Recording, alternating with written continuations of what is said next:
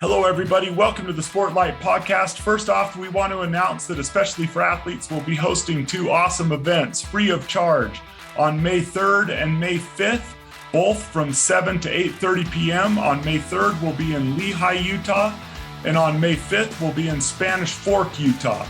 We're gathering members from the E4A family from around the state. We'll have some food, E4A swag, guest speakers, games, and just a chance to meet the other athletes that have joined E4A from around the state. Please register soon for this at e4a.org. That is E4A.org, so we can coordinate food and other activities. If you're someone who is remote and would like to join via technology, get in contact with us on our website and let us know, and we'll try to coordinate that. In this episode of the Sportlight podcast, we're going to talk about how to help our children and those we coach handle losing. We will address not only how to act toward others after losing, but we will also talk about how we can help our children use the frustration of losing to foster growth in their own lives. Welcome to the Sportlight podcast for parents, coaches, and athletes. The Sportlight refers to the time in an athlete's life when they have increased ability to affect the culture around them and the increased opportunity to learn life's lessons through sports. This podcast aims to help parents and coaches capitalize on their athletes' precious time in the Sportlight. The Sportlight podcast is brought to you by Especially for Athletes program. How are you, Dustin? I'm doing great, Shad. How you doing? Good, man. I'm getting super excited for these events coming up. Anything you want to say about the May 3rd, May 5th event? No, just that parents, coaches, please try to, if you have somebody you think can benefit from those, we'd love to have them. It's we don't charge at them. We've had a lot of kids over the past ask us about more opportunities to do more with, especially for athletes. And we're hoping to do these events regularly next school year. We're going to be working on that over the summer, putting together a schedule of different guest speakers and topics to meet together, but let kids meet other athletes from around the state and hear from different speakers that we have that we know and in our network. And so, yeah, just come to it. We're looking forward to it. Awesome. Well, let's get into this podcast on losing. What a wonderful podcast to yeah.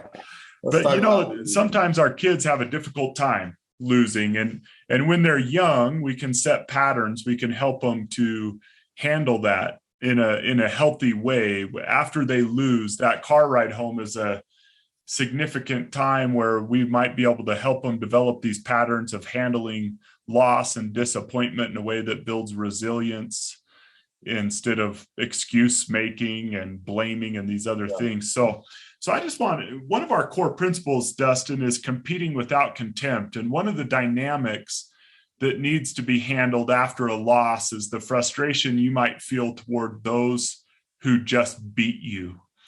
And I'm just wondering if you have any advice for parents or coaches about how to respond toward those who just beat you after you lose.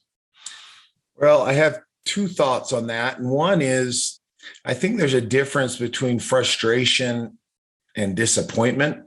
And what I mean by that is that when I feel like whether as a player or as a coach, when I feel like I gave it all I had, or the team I coached gave it all they had. They were prepared.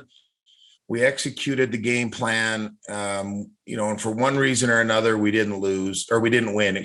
We lost. I'm disappointed. I'm not frustrated, right? I'm disappointed. Frustration, I think, is sort of the byproduct of expectation, maybe, right? When we're expecting something, but we're not really maybe ready. I think there's some frustration that comes from regret, that comes from not being ready. We just watched the national, championship in basketball and college basketball, and there were 63 teams that in this tournament that all lost, right? Some of those teams, they did a lot better than they thought they were going to do. And I don't know that they're leaving the tournament frustrated. They might be leaving it disappointed because we almost won it all. If you're a competitor, you're not going to lose and never be okay with it. But, I think that in most cases, when we talk with our kids, and this question you asked me, Shad, I think that, maybe that's a good way to ask the question. Are you frustrated or are you disappointed? And if they say I'm frustrated, well, why? And because that's probably going to be some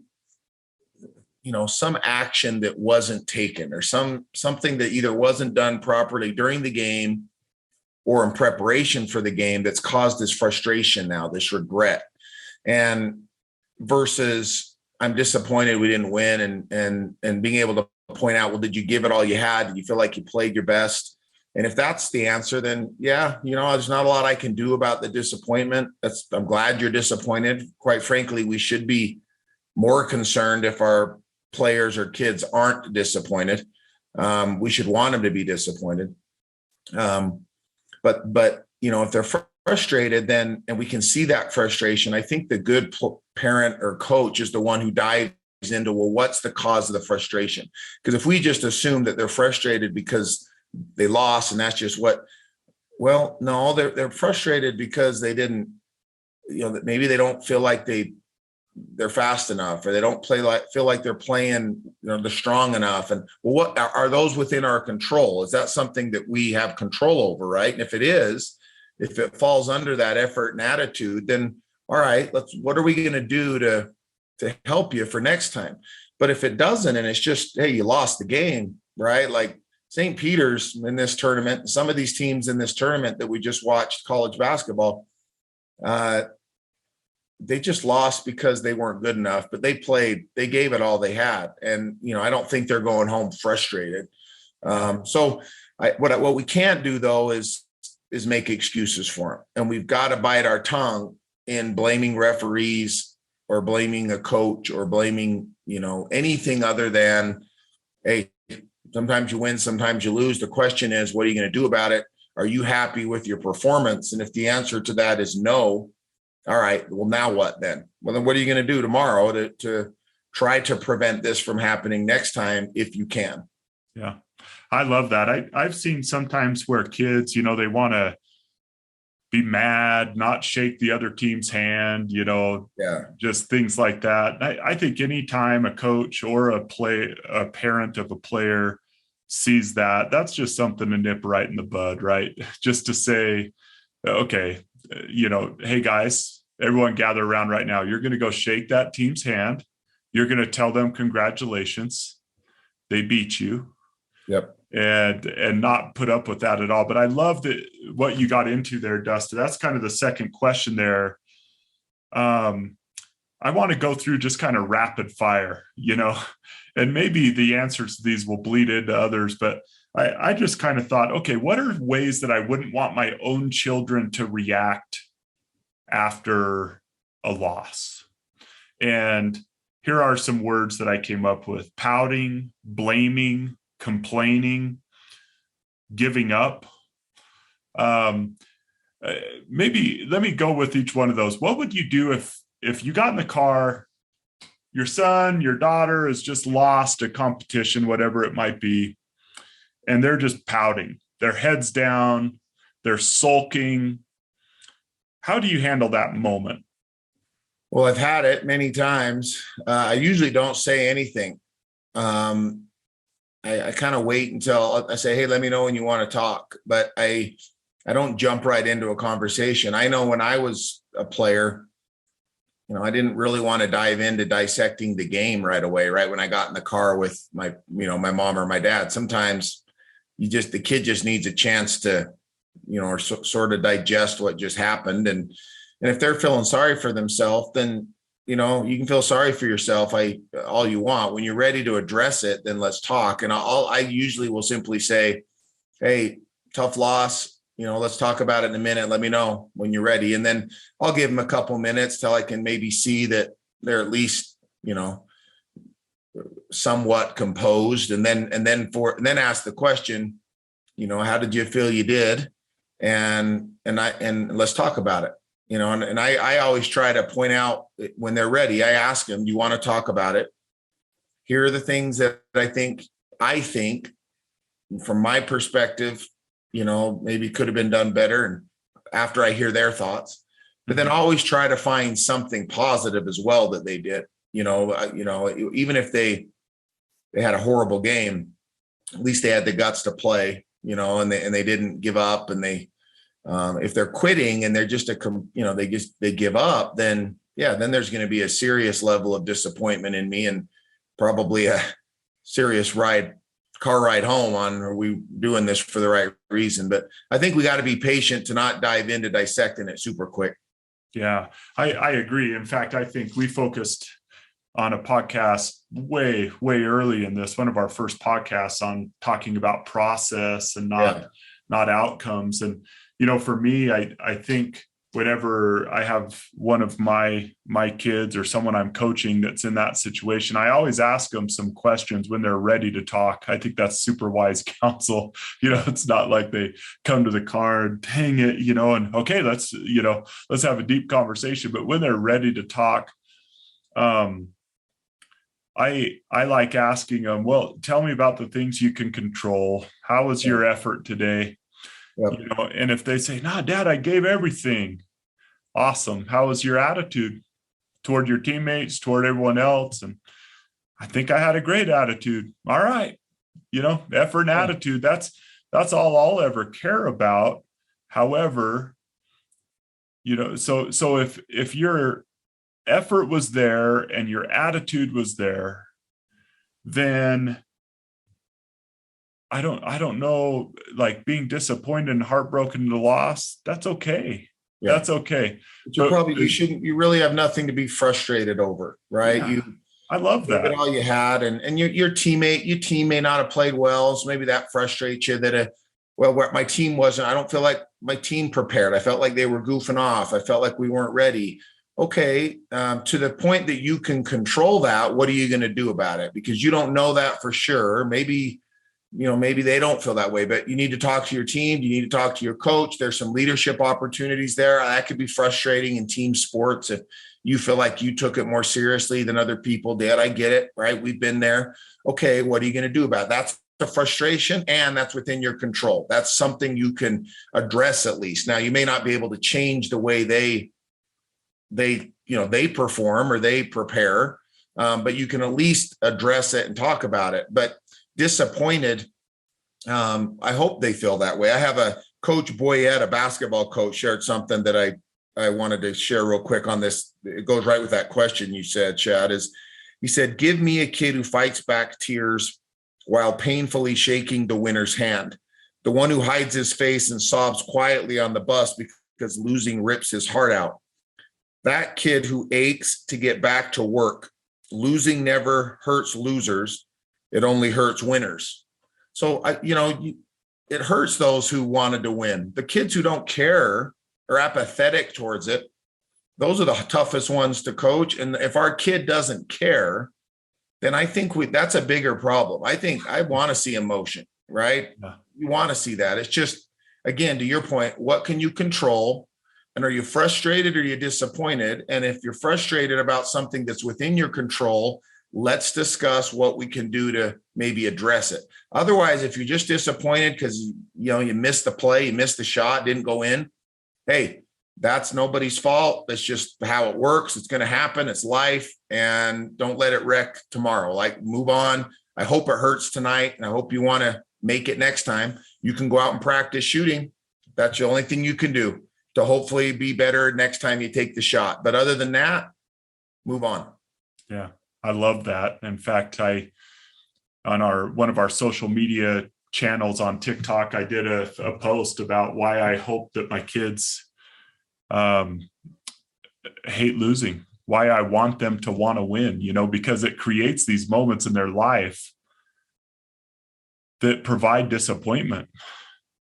I love that quote you just read, give me that kid with tears in their eyes, shaking the winner's hands. I don't want, I remember it just being sometimes out of place when someone's like super cheerful and happy, just right after a loss. I just never quite understood that dynamic, like that mindset. You spoke of St. Peter's, their coach, Shaheen Holloway. Now I guess he's headed to Seton Hall. That was breaking news this week, but, but he actually posted the morning that they lost. He posted a quote from Chris Baird, who's the head coach of Texas Longhorns basketball. Listen to this quote. I'd love to get your thoughts on this because it captures that quote that you just said. I think this kind of could be a great addition to that quote. You want them to be brokenhearted, tearful, so frustrated that they lost, shaking hands with people with tears in their eyes. But then what? Yeah. Then what do we teach our kid to do? And I love this quote. After a few losses in a row, Coach Chris Baird was asked if he was going to do anything differently. He responded, "No, we stay the course, process, get up, make sure you win the day, go to class, sit in the first couple of rows, take your hat off, turn your cell phone off, listen to the teacher, take notes, get in the training room, take care of your body, make sure you eat 4 or 5 meals like a champion, stay away from the dollar menu, go eat something that has some color in it, tell the Coca-Cola later and drink the water or milk, get in the video room, watch it, take hard coaching, be a man, go to practice, get loose, embrace the practice, come back at night and get your shots up, be a great teammate, get in the weight room. It's the process. It's what you do. You stay after it. We work at this thing about 362 days a year, and you got 31 games. It's not about the pregame. It's about the process. You earn the right to play games. You just got to keep fighting. And I think that's of course, we always won't be that poetic, right? But when our kids embrace the fact that they're crying, maybe even tell them, I'm glad you're sad. That tells you that you care deeply about this. And I love the fact that you get to face disappointment in your life, because then that facing the disappointment, having those tears in your eyes at the end of the game, but then going back to the process, getting up the next day, going to class, doing what you need to do, going to the weight room, doing what you need to do, eating the way you need to eat, sleeping how you need to sleep, go back to that process. That is resilience. Yeah. And I think winning or losing gives our children the opportunity to develop that resilient response. And so I love these concepts, pouting, blaming, complaining, giving up. It's okay to be sad, but it's not okay to stay sad, to stay pouting. The process and helping our children and teams get back to the process. Okay, we lost. I'm glad you're sad. Now, what's our process that's going to help us get better? That builds resilience as we turn their minds toward the process instead of pouting. We want them to realize that anything worth anything comes at the risk of pain. And really the greater the reward or the greater the opportunity, the harder and more painful the result is if you don't reach it, right? If you lose. And that's our life principle. Sometimes when we speak to kids, I spoke at just last week, I brought this up to some college age kids, that you are all that age right now where you're the next big step for many of you is going to be possibly getting married. That's a tremendous gamble. It's a tremendous risk, right? If you try to have a family, you decide you want to have kids, there's a tremendous risk involved in that, and pain involved in that, and potential loss there of something that you're going to really, really love. But that doesn't, so do you not do it then? Right? Or you're afraid of the pain, so you just don't allow yourself to be vulnerable enough to love somebody, right? Or we're never going to have kids because I don't want to go through the pain of losing one. And I know somebody who did, so I'm just not. Well, then you miss out on, what if you don't lose? What if it's what it will probably be and should be and is for most of us, the greatest part of your life. You have to risk it. And so, when our kids learn that in sports, or a player learns that, man, that really sucked, I just got embarrassed. And the question is, okay, does it suck enough that you're going to do something to try to avoid it? Or does it suck so much that you're going to tuck your tail between your legs and give up and quit? And that's what's so great about athletes, is that they learn to come back the next day and take more. And most of them don't give up, and most of them don't quit. And through doing that enough, they develop some resiliency that's really hard to teach kids nowadays. How do we teach kids right now to be resilient or to work? We have kids in our community. I mean, this isn't the case everywhere, but it's hard to find work for kids. In a lot of communities in America, these kids don't even mow their own lawns, right? I mean, I have them do yard work. Well, a lot of kids don't even do that. Dad pays somebody to do that. They have a professional group. They don't work on farms anymore. They're not, right? The only thing they have that's really difficult and that creates a little bit of, hopefully, some uncomfortable moments is being out there on a sporting event or field where they can lose and learn how to deal with it. And I think that that's why we can't rob them of that experience by over sheltering them or making excuses for them. And let them sit in it for a minute. Let them feel uncomfortable. My wife asked me, I was so mad after a game that I coached that we lost. I'll be disappointed for days after, just not always in the best mood sometimes. She said, "Why do you do this?" I said, "Honestly, I know I'm a little bit disappointed, but I feel like at least I feel something. I feel alive when I'm competing. Win or lose, I feel something. And that's what I enjoy that, right? Sometimes it's a crappy feeling, but you feel, right? It's better than just going through the day or going through the week, not having something I look forward to the chance that I might feel awesome. We might win, might be great. And there's going to come that feeling of just in sleepless nights and regret and frustration and disappointment, everything. But that's how you grow. And it becomes sort of an addictive way of living, I guess. And I don't think that's a bad thing necessarily. But to your point earlier, Shad, and that we talked about on an earlier podcast, and you actually wrote a story on this once about the over sheltering that we do sometimes of kids, and have done and discussed that in some of our trainings that we've done to parents, that when we over shelter or overprotect, we actually rob our kids of that opportunity to learn resiliency in one of the only avenues and arenas they're going to learn it, which is athletics. It's very difficult to teach them those lessons outside of the real life lessons they're going to learn someday when real life hits them.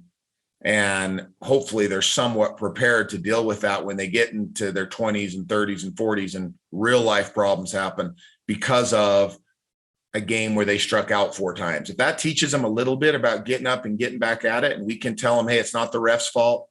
It's, we got to learn how to hit that pitch, and what are you going to do about it? And call it as it is.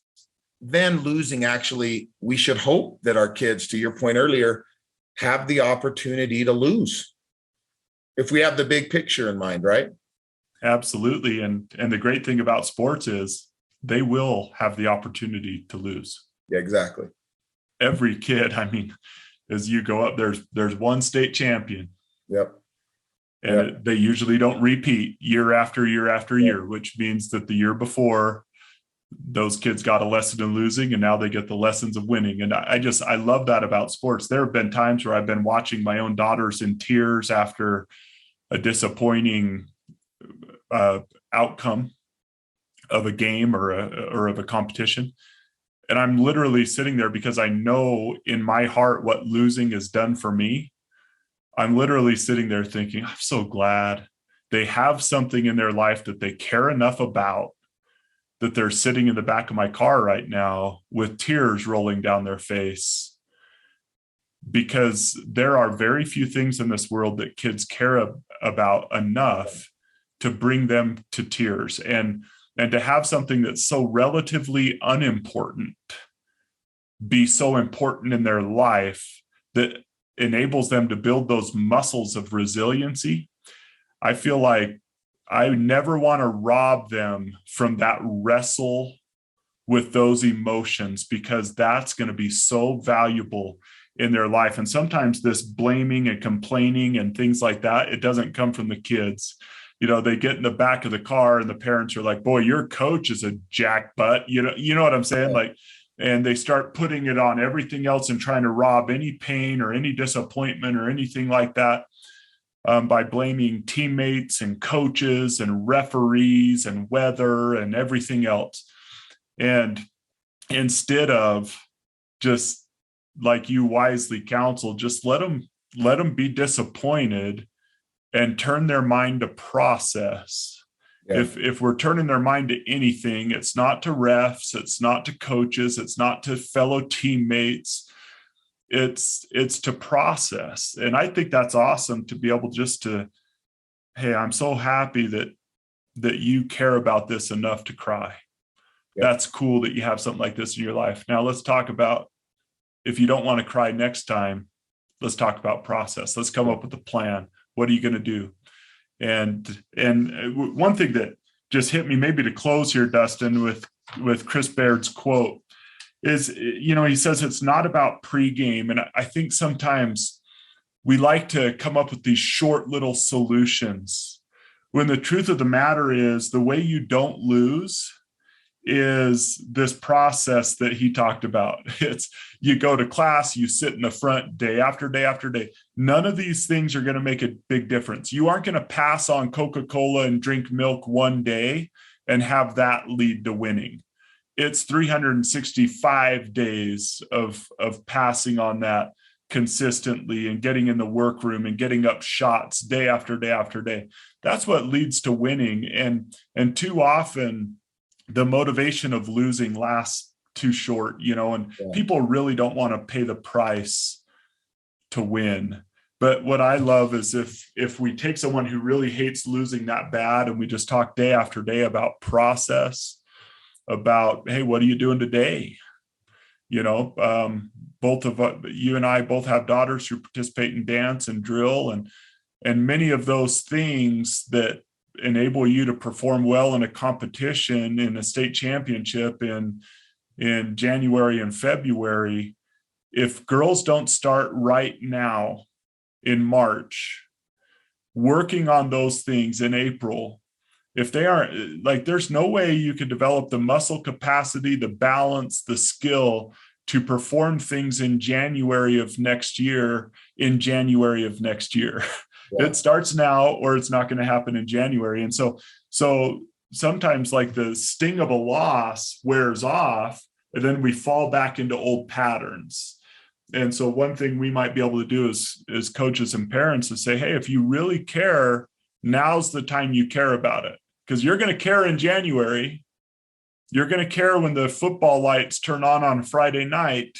You're going to care that guy across from you is making you look silly because he's throwing you around because he was eating right and in a weight room.